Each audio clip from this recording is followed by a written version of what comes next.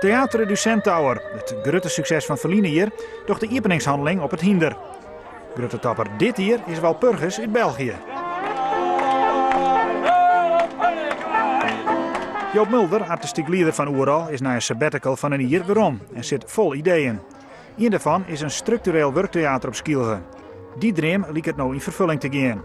De haatsponsor van Oeral stelt 2 lege loodsen beschikbaar op West. Nou kennen het hele jaar terug Oeral-producties maken worden. Ik weet gewoon hoe het hier werkt.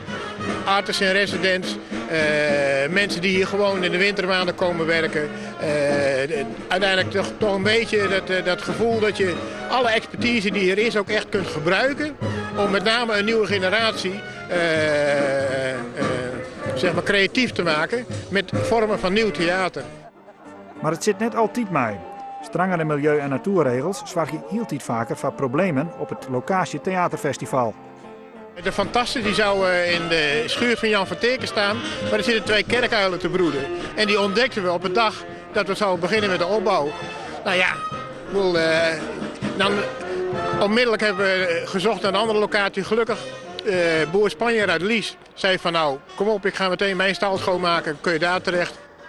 Het Oeralfestival wordt onder mei 22 juni.